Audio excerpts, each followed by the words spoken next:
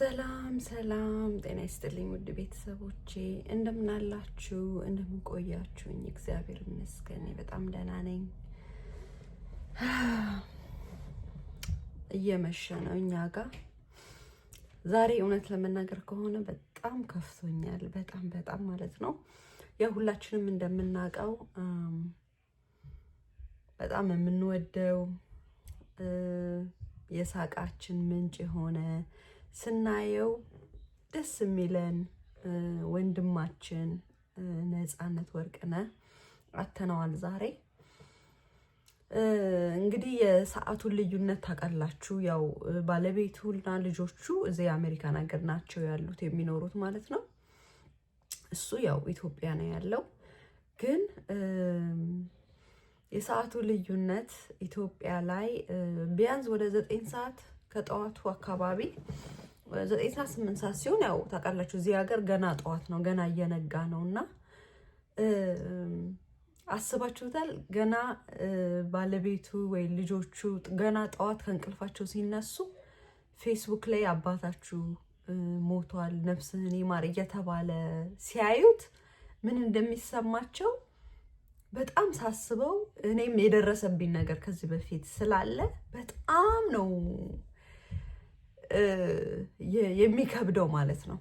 እንግዲህ በጣም የምትወዱት ሰው የራሳችሁ ቤተሰብ የሆነ ሰው በፌስቡክ ላይ ነፍስ ይማር ተብሎ ስታዩ እኔ የራሴ ቤተሰብ እንደዛ ስለደረሰብኝ ህመሙ ይገባኛል በጣም ማለት ነውና በጣም ነው የሚያሳዝነው። ያው በዛ መልኩ ነው የሚሰማሁት። ጠዋት ስነሳ ቢያንስ በኢትዮጵያ ወደ 8 ሰዓት ተኩል 9 ሰዓት ይሆናል። የመጀመሪያ ፎቶ ዝም ብዬ ገና ስልኬን ስከፍተው አየሁኝ ፎቶ። ደግሞ ያው እንደዚህ ፖስት የሚያደርጉ አለው አይደለ? እነዚህ ደግሞ ጦሱን ይውሰዱ ምናምን ብዬ ሳሳልፈው በጣም ብዙ አየሁኝ ነፍስህን ይማር የሚልና በጣም የሚያሳዝን ዜና ነው። በጣም አዝነናል። አንዳንድ ፎቶዎች፣ ቪዲዮዎች እያየው ነበረ። አንዳንድ ጊዜ የኢትዮጵያ ሕዝብ ተብሎ አንድ ላይ መፈረጅ በጣም ነው የሚከብደው። የኢትዮጵያ ሕዝብ እንደ ኢትዮጵያ ሕዝብ በጣም ሩሩ የዋህ የለም። ከስንት አንድ ባለጌዎች፣ ከስንት አንድ ምንም የሰው ህመም የማይሰማቸው አሉ፣ ሞልተዋል አይደለ? ግን አንዳንዴ ሰው ሲሞት፣ አንዳንድ ቤተሰብ የራሱን ሰው ሲያጣ በጣም ጥንቃቄ ማድረግ አለብን። እውነት ይሄ ልጅ በጣም የሚያሳዝን የሆነ ስታዩ ልክ እንደገዛ ወንድማችሁ እውነት ታሞ የተመለሰ ጊዜ መልኩ ተለዋውጦ እንደዛ ታሞ የተመለሰ ጊዜ አይታችሁታል። ኢቢኤስ ላይ መልኩ እንደዛ ልውጥውጥ ብሎ ሲበጣ ያላለቀሰ ሰው የለም። በጣም የሚያሳዝን ልጅ ነው። ብቻ ልጁ በተፈጥሮ ራሱ የሆነ የሚያሳዝን ነገር አለው አይደለ? የሚያሳዝን ነው እና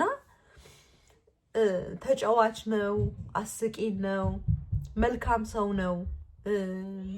ያው እኔ በአንዳንድ ሰዎች በሚያውቁት ሰዎችም ስለማውቀው እንደገና ደግሞ ብዙዎች ኢትዮጵያውያን የቲቪ ሾው እንኳን ብዙ ማያዩ እሱ ስላለበት ብቻ ብዙ ሾዎችን የሚያዩዋሉ። ፊልሞቹን በጣም እንወድለታለን እና አንዳንድ ጊዜ በጣም ጥንቃቄ አድርጉ። ቪዲዮ ላይ አንዳንድ ቪዲዮዎች በጣም ዲስሪስፔክት የሆኑ ቪዲዮዎች እያየው ነው። እንደው ለሞተ ሰው እንኳን ባታዝኑ ቢያንስ ለልጆቹ፣ ለቤተሰቦቹ። ይሄ ሰው ዛሬ ገና ሰው ሲሞት ወዲያው ቀብር እንኳን ሳይቀበር ስለ ሰው ክፉ ነገር መጥፎ ነገር አትናገሩ። በጣም ጥንቃቄ አድርጉ። ቪዲዮ ላይ የምትሰሩ ሰዎች ማለት ነው። አንዳንድ ቪዲዮ እያየው ነበረ። በጣም ነው የሚከብደው። እኔ እንጃ እንዴት አንዳንድ ጊዜ እንዴት ይሄ እኮ ኮመን ሴንስ ነው አይደለ? ኮመን ሴንስ እንዴት አይኖራችሁ? የሆነ በቃ የሰዋዊ ስሜት አይሰማችሁም?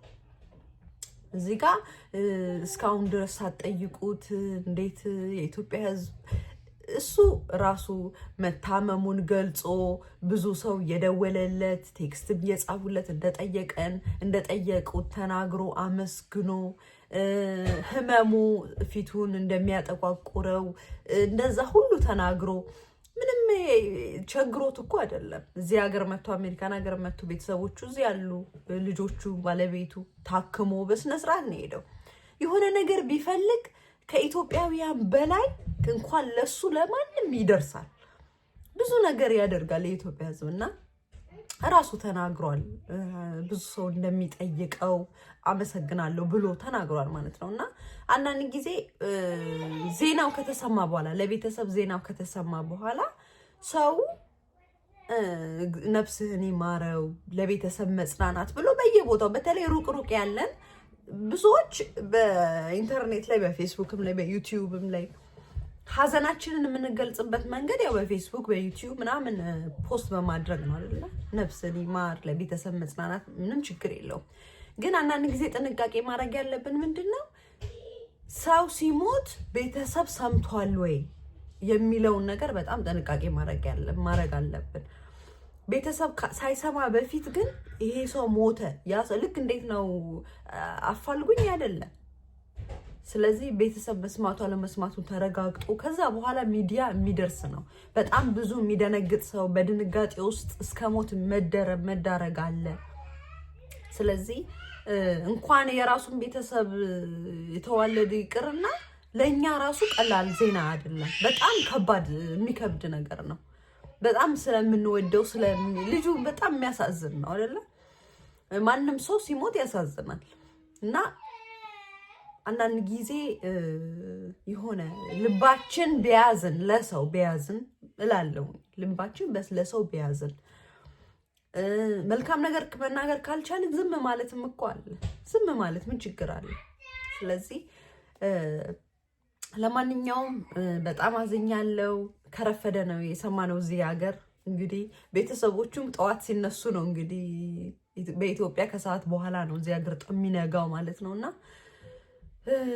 መጽናናትን ለመላው የኢትዮጵያ ሕዝብ አድናቂዎቹ፣ ወዳጆቹ፣ ቤተሰብ ሁሉ ለልጆቹ፣ ለባለቤቱ፣ ለቤተሰብ ሁሉ እግዚአብሔር አምላክ መጽናናት ይስጠን። ለሁላችሁ መጽናናት እንመኛለሁ።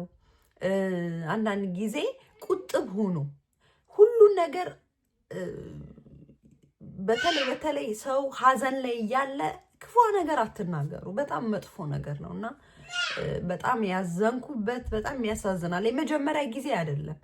ሌላም ጊዜ እንደዚህ ሰው ሲሞት ብዙ ነገር ትናገራላችሁ፣ በዚህ በዛ በብዙ አይነት ነገር እና እንደዚህ አይነት ነገር ይቅር፣ ምንም አያደርግም። ባህላችንም አይደለም ጥሩም አይደለም ማለት ነው። ስለዚህ እባካችሁ እንደዚህ አይነት ነገር አታድርጉ። ለኢትዮጵያ፣ ለሀገራችን፣ ለዓለማችን ሁሉ ፈጣሪ አምላክ ሰላም ይስጥልን፣ በያለንበት ይጠብቀን። መጽናናትን ለሁላችሁም እመኛለሁ። ሰላም ሁኑልኝ።